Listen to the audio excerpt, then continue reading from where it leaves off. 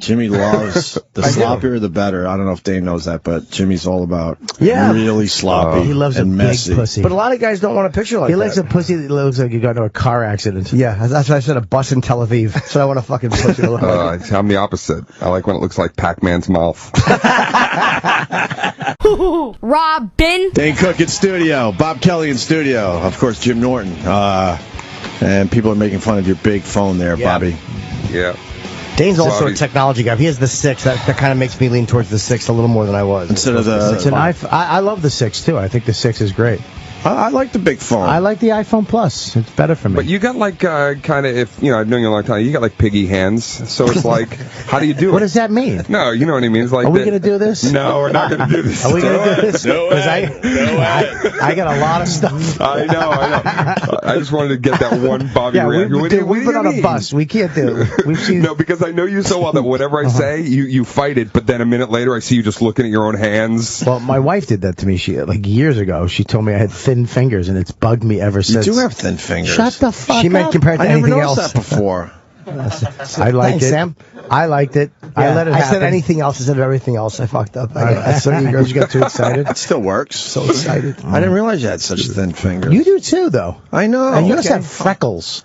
I don't like freckles. All right? Nobody likes them. I love freckles. No, you don't. Jimmy is a big fan of freckles. I like freckles. I hate freckles in the cleavage. I love that. We talked about that last Thank you, time. Dane Cook. He likes it. I don't like on cleavage? No. I don't like freckles on cleavage, no. Juliana Moore tits? No, I don't like any mole area, like right around there, little moles. I don't like risen moles. I hate risen moles. Yeah, if like, there's like, you could feel it. Like you could get a piece of paper and a pencil and draw, and it would like actually come up on the paper. Yeah, I don't like I hate that. grainy nipples. You ever get a girl with like the grainy ones? Yes. What's a grainy nipple? It's just a texture thing. You can feel it's a different texture. Yeah, it's with the bumps? Yeah, a lot of bumps. I love the bumps. No, he's talking about a lot of little bumps. Yeah, the nipple zits. Yeah, it's like sandpapery on the nipple. Yeah. It's like where hair should have went. It's like you're sucking on a cat's tongue. Yeah, I know exactly what you mean. It's uncomfortable. I don't mind the new freckles. It's when they get really old and the sun damage. And it's all in that cleavage area. I like the freckles on the cleavage. I just don't like a risen. I think you should, if you have a risen mole, you should get it removed, even if there's an 89% chance it's fatal that you might die in the operation. You should still get it removed. What about a pit mole, Bobby? What's a pit mole? That goes in. What is that? I've never. It's like a little divot mole. I don't want that. Yeah, you don't want that either. Nobody wants a divot mole. It's very rare. It's like braille. It's like a braille mole. There's a story on every chest. It's amazing what I can find wrong with a woman when I bring such a disaster to the table. But it's true. Yeah. I know. I'm such an abomination. All I have going for me is money. That's it. That's it. But you know your worth. That's funny. Financially, yeah. I mean, I have nothing else. I can't. I'm in no position to criticize someone's body. You are in a position to get a risen mole removed. That's if you true. Want. Yeah, I really am. Could you lop that off with a fucking machete? That's awful. Yeah, can you tie dental floss around that for 3 days? I've had mole removal. You did? Oh, yeah. So you have risen moles? All over the fucking place. Really? Yeah. I had a lot on, like, down near my jawline. You had moles on your face? All gone, man. Yeah. Gone. Yeah. What do they do for that? How do they zap that off? They zap them off. They fucking freeze them off. They cut them off. ISIS has a good solution. ISIS. Your dermatologist is ISIS. It's expensive. It's a racket. Why do I have to read this in the camera before you cut my mole off? And trust me, it's what we need. They don't pay for that shit. But they send off your little moles to get checked out. I would love to see how they send them off. In little tiny little weed Sounds bags. like an animated Disney movie in the making. Yeah. 3 little moles are about to go on an adventure. I might be cancer. Dane, Troublemaker. I saw it last night on Showtime, and I wrote you because I was very happy for you, man. I really liked the comedy special. I think so. I even took notes, but I'm not going to pull out the notes. What kind of notes? You really want to know? Laughed heartily. Why are you writing them down? 3 minutes and 14 seconds. Yeah, what did you do, Siskel? Well, talk him into a Siri and then just look it on your phone. Talk him into your phone. I'm old school. I like writing still in a book. Is it in cursive? No, I got good handwriting. Look. It's in calligraphy. Isn't that good handwriting? That is actually pretty good print handwriting. Thank you. I really appreciate that. It's on Showtime. It's on... you wrote that down? Well, I wanted to make sure, Friday night at 10 o'clock. Yeah, that's it. And I liked the look of it. I liked the fact that you got a little edgier and darker with your comedy. All true, yeah. All true, right? Yes, yeah. It was I told Jimmy your closing joke. And I said bravo to the computer when that's how you ended. I'm like, holy fuck, he's making a statement. Oh man, the one about the young girl I dated? Bravo. I was like, wow, Dane Cook is letting it out there. A lot of the special actually came from this one chick that I dated a couple years ago. The emoji thing. I took this girl to Hawaii, right? And gorgeous, beautiful girl, and it's Hawaii. Hawaii's beautiful. And I'm sitting on a beach on the first day with her, and she's not lifting her head up from the phone at all. She's just buried in the phone. Finally, I was like, we're in Hawaii. What are you writing? And when she showed me her text, all her text was emojis of ocean and swimming and palm trees and the sun. So she wasn't actually experiencing any of it, but she was just texting pictures, emoji pictures of it.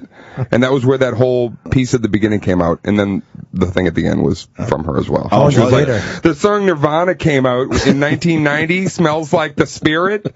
I'm like, yeah, it smells like Teen Spirit. And she's like, yeah, I was one. And it was just this horrible story when you start realizing really how old you are in the world. I love that. You talked about the emojis and the poo, the poo emoji. Yeah, poop emoji. You made a very good observation. Why did they put eyes on it? Yeah. Why does that emoji have eyes? Yeah, the blood needle doesn't have eyes. No other, the skyscraper emoji doesn't have eyes, but they gave a pile of shit eyes. To make it cuter. To make poo cuter? Yeah, to make it cuter so you wouldn't mind sending shit. Silly. You used to do the same thing. Yeah. or maybe it's Sammy Davis and Sandy Duncan's because they had glass eyes. So, no. You've been working on the special a while. Yeah. And you've been changing things up for a while, huh? A little bit, yeah. I mean, definitely the tone and kind of the way I wanted to come at that special. I was telling Bobby last night that a lot of what happened was I did the special in the Friday night show. I paid for it too, so I was like, all right, I'm going to do this when I'm ready to do it. Wow. I'm not going to do it with any corporate partnership or anything like that. I just want to do the kind of show I want to do 100%, and then whoever wants it, they want, You didn't have it sold to Showtime first? No. Oh. No, I had a screening when I was done, but the Friday night show, I did one show Friday, one show Saturday, and the Friday night show just sucked. Everything went wrong, kind of like technically went wrong, and the crowd just, it was certain things, they were despondent, and about 5 or 10 minutes into that set, I just, in my head, I'm like, I'm not using this one. This sucks. So I kind of threw the set out and didn't really stick to it. I kind of went a little bit with the framework, but not, completely. And then the Saturday night show was great, but when I got into the edit bay, my guy was like, dude, you should watch Friday. I'm like, no, delete it. It sucks. But I liked a lot of the attitude on Friday, and that's where it's a little bit darker. So I did use a lot of Friday because I just stopped caring. Right. And that's actually, as a comic, what you really want is to capture when you're not thinking about. You took a few shots at the audience. I'm like, wow, good for Dane. Sure, yeah. I got a little brazen. I got a little terse. You slapped him around a little bit. I like the fact, though, that you're filming it yourself, because then if the worst comes to worst and you don't use it, it sucks to be out the money, but there's no pressure of the company screaming at you, this is due this weekend. Yeah. But how scary is it for you guys? Because I saw it happen to Jimmy as well. The first show, in your head, I'm not going to use any of this. And now you don't have the safety. You always wind up using something. Because a lot of times, that first show works. Everyone's like, oh, my God. Now you go out there for the second show and just have fun. You nailed it. But how scary was it going, holy fuck, I still don't have enough, and I got to now make it happen on that second show? Yeah, no, I knew on that second show that I had to kind of capture lightning in a bottle, and the show was great, but I still ended up liking a lot of what Friday night brought out of me. Right. You know what I mean? And I was a little bit, I was a little concerned at first. I'm like, bigger laughs on Saturday, but like more attitude and more me on Friday, where I'm at now. So I ended up doing that, and it was, my choice. I could use the pieces I want, and ultimately. So you wanted to delete Friday, but you used most of it. I did, yeah, especially for a lot of the kind of setup, ramp up, or the in between stuff, the conversations and some of the stuff with the crowd. So it was like a happy accident. I think it was Cleveland. Jimmy had a first show and he was taping, and what was it? They had the lights on or something. I didn't want lights on. I hate lights on the audience. Like, I don't want to see the fucking audience at all. And I told my director and the producers, I'm like, I want the lights off. And during the first show, the lights were on. I could see 30 rows back. I could see Opie and Anthony and fucking Danny and whoever else was there from the show, 30 rows back. And I'm watching this fucking guy walk around with a camera getting audience shots. I'm just watching him walk around and set up all months. If I had a gun, I would have shot him dead. Stop filming the audience, you cocksucker. They're not important. That you hear them. They should hear them. But I don't need a close-up of an Asian girl laughing if I do an Asian joke. That's good comedy. I give him permission. I went crazy in between shows because they didn't listen to what I said. They said they would turn the lights down after the opener, and they didn't. Well, from my perspective, we thought Jimmy did a great job, and we're in kind of party mode. We don't have to worry about shit. We're just up there supporting him, and we're like, let's go back and see Jimmy and congratulate him. And all hell was breaking loose in his green room. He's throwing shit, cunts, fuck you, and just screaming, ready to fire everyone. And I'm like, nothing worse than an angry Jimmy. No, but I feel like he's gonna bite you.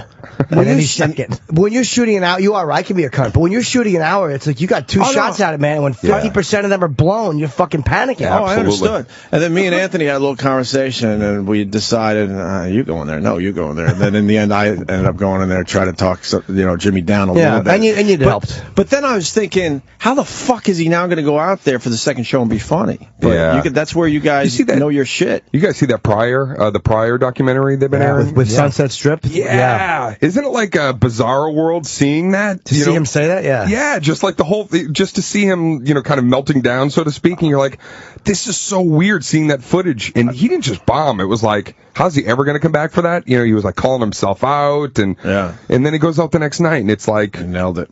I love seeing shit like that, though, because it makes you feel so good about, when a comic bombs, I love when comics say, I ran out, I don't have any money left, and I had to work my way back. I love that shit because it makes them human. You always think these people are famous, and they never have problems, but there's, to see him bomb on that first show was like fucking great.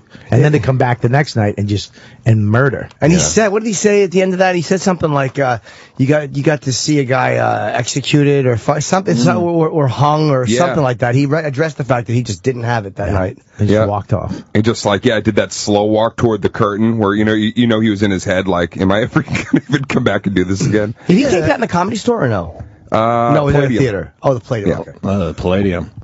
Some of the other topics that Dane Cook will tackle with his comedy special, from your journaling. Yes. I loved your angle on everyone's racist.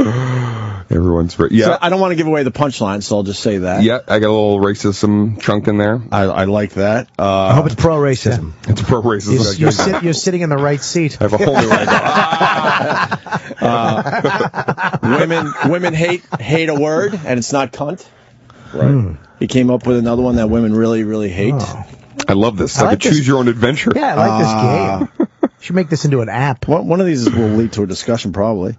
You stopped playing video games. Actually, I found that very surprising. You did? No. Just for the special. Just for the joke. Because he had a really good joke about it. Just for a minute. Basically, he's saying the video games are getting way too real looking now. Do you still have a Game Boy? I still carry my Game Boy. Tetris.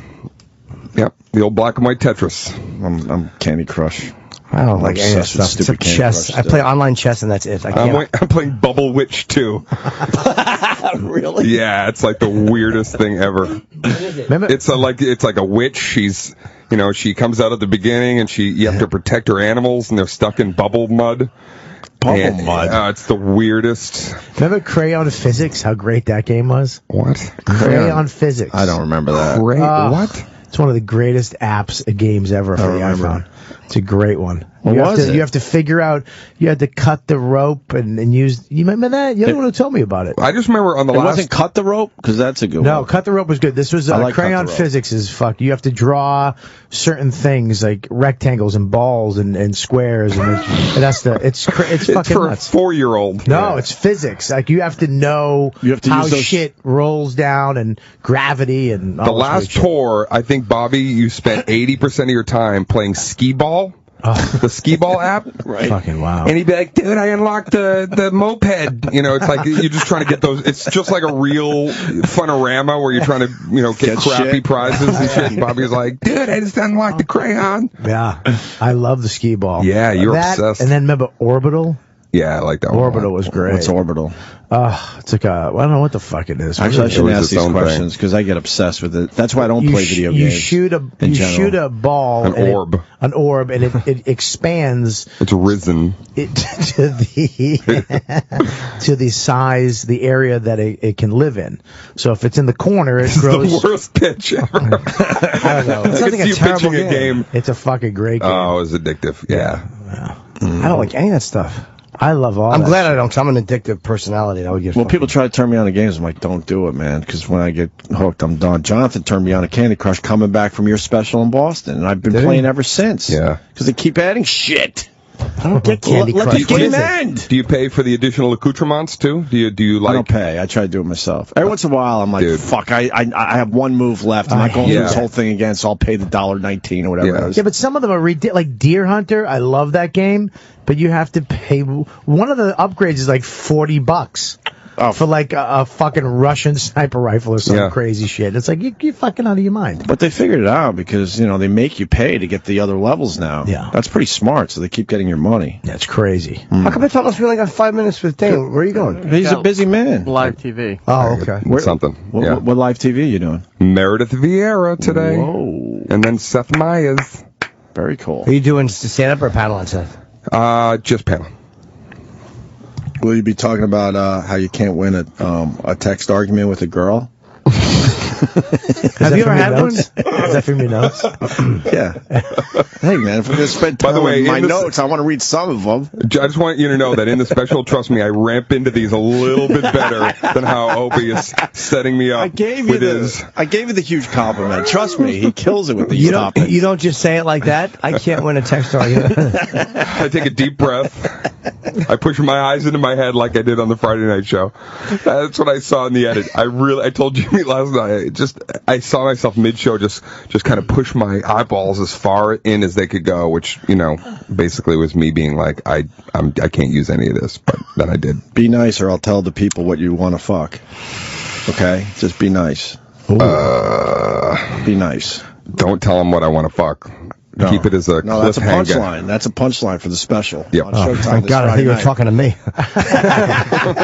Had a panic attack. Why? We all know. I know. Ooh, all right. Oh, I like your angle on. Have a banana on me. This we could probably discuss. I like your angle on dick pics. On dick pics? No. And yeah. I didn't talk about dick pics, did I? Yeah, you did. No, I talked about chicks sending pictures. And you talked about possibly having the same picture for 4 years that you sent out. Oh, I did. I sent a bunch. I had one picture that I sent to every girl.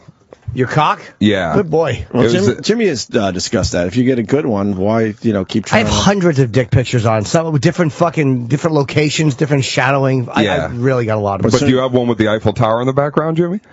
That's a great question. No, I don't. And it looks like you're overtaking this Eiffel Tower with your hog? No. No. Is that you with put it next perspective? to landmarks? Yeah. With tilt shift? Wow, no. No, I have a good one though. And he has a good reason why girls shouldn't be taking pictures of their fucking junk.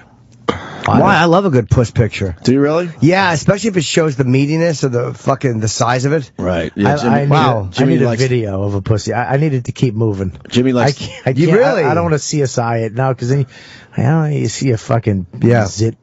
No. Pussy zit. Well, why would they take weird They wouldn't send that picture out. They would wait for the zit to go away. Yeah, but how can you take a great photo of your pussy? You can. I want it to look like a sighing gargoyle. Just a disaster kind of drooping over her fucking legs from the side. Jimmy loves the sloppier the better. I don't know if Dane knows that, but Jimmy's all about really sloppy. He loves and a messy. big pussy. But a lot of guys don't want a picture like that. He likes a pussy that looks like you got into a car accident. Yeah, that's why I said a bus in Tel Aviv. That's what I want a fucking pussy to look like. I'm the opposite. I like when it looks like Pac-Man's mouth. You like that tight, small, really? Yeah. Big lips or no? No, nothing. I don't really like to see any of that stuff. You like a day-old pussy? I want there to be I want to open it up and there's like a pearl inside. Oh, wow. Really? Yeah, I like it. Yeah, I don't. But when you're licking it, it's weird to because you're just basically licking a fucking change purse. It feels really weird to lick a pussy like that. You want a little something going on, but I'm more toward Dane than Jimmy. Yeah, I want a little something, but none. I want to open it up and crazy, see something like a flower, but I don't want to see big fat lips. Yeah. Oh, it drives me crazy. Throw up with that. No. Wow. So you literally, if a chick has just a slit, you love that. Yeah. Yeah, because the other way, it's like they've, well, I guess they've lived a life. No, I don't even need blown out from fucking. Just some people are born that way. Yeah, you're right. Because some girls, I don't know what that medicinally is called, but there are girls that it's kind of like an outside vagina versus the girl that had one pussy lip that was way longer than the other, like a wing. How do you both know this? Oh, back in the day, we used to fucking bang the same broad all the time. Remember that? We fucked her in the back of a car. Together? No, he did it, and then I did it after. She fucking back of a car. I remember her. Yeah. Massachusetts. Yeah, Mary Jo something. Yeah, she had like one fucking. She had big. You would have loved this girl. Fucking crazy pussy. She had like lips. a longboard. Yeah. But one lip came out long, like you could pull it out, and it looked like a wing. I wouldn't like one longer than the other. I like an even Steven medium. I don't want a fucking uneven pussy. Just looked like one long piece of bacon. Wait, it looked like a bat that got run over. Yeah. How long? Great girl though. She was really sweet. I hope so. Yeah, Denise. Really nice. Yeah. How long after Dane though? Were you in there? 5 minutes. Yeah. She worked at the pewter pot. Pewter pot. Yeah. How long were you? Same night? Me and Dane didn't do a lot of chicks. Me and Aldo Benny did. We had a tear. We used to just fucking bang. We had this whole truth or dare game we'd play with these girls, and then it would always wind up, I dare you to touch his dick, and then we were just naked and fucking her. As adults? As, I don't know, 20-something. Yeah. Yeah, I don't know if that's an adult, but not really. It's too old for truth or dare. No, it isn't. Not when it fucking gets... No, if it works, that's good. I'm work like a fucking truth or dare for some reason. Because, girls want sex, too. They just need an excuse. And to give them some cute game, I touched his dick, and all of a sudden, you take your dick out, and, That's a fun way to do it. Yeah, it's a fun way. And my game's not fun. Suck it or walk. Yeah. Suck it or don't get your money. You're going to get paid if you don't shit evenly. Well, we got to get Dane out of here for live TV. I'm being told. It's fucking 8:31. I thought we had more time with you. Really? That sucks. Yeah. Fuck Meredith VR. She's boring. Yeah, you don't need Meredith. That's us saying. You need us, Dane. Come on. I do. That's a huge show. I don't know. It's on Friday night at 10 o'clock on Showtime. Why Showtime? Have you done anything with them before or no? No, but it was, they saw the special and they said what I wanted, which was, we're going to air it as is. We like it. We don't want you to change anything. And I was like, oh, that's perfect. Nice. That was the only caveat. I didn't want anybody to come in and be like, the thing you say about the abortion, or like, I didn't want anything to be exercised from it. I just wanted somebody to believe in what it was as it is and not change anything. Now, are you going to go on tour after this and tour for the special, or are you just done? No, I got something probably coming up for next year, but I'm going to do the New York Comedy Festival. I'm going to come back and do a couple of shows at the Beacon, 6th and 7th. But no big tour after it now. Yeah. I hate going out once something airs. It's like I just got to drop the material. Yes. And I never tour after a special. It's always got to be like a few months later. Yeah. Before leading up to it, and then you bury it. I'm shooting in January, and it's good. I'll do my New Year's Eve shows. Shooting another special in January. Jesus Christ. Where are you going to do it? In Boston. Oh, cool. Boston. Where? I'm not sure yet. It's one of two places. I'll probably announce this week, actually, or next week. Go to the same place. If we can, it's just availability. That was great. That was a great venue. And then you just, make the set different. That's all. Do it on a whale watch. How's it work? All right, Bobby. So you make the set different than the last time. Wow, that's fucking wow. Holy shit. I don't know what I want for my set dressing. I want it to be cheap. Make sure it's different. It's got to be different. Fuck you. All right, we got to get Dane out of here. So it's Troublemaker. It's going to be on Showtime on Friday at 10 o'clock. I really, for real, really, really liked it a lot. Thanks so much, man. I've always been a fan, and I like the direction you're going in with this stuff. So come back and see us. All right, appreciate it. All right, Dane Cook, everyone. Later. Tell him, Fred. The Virus. Sirius XM. This is the Opie and Anthony Show.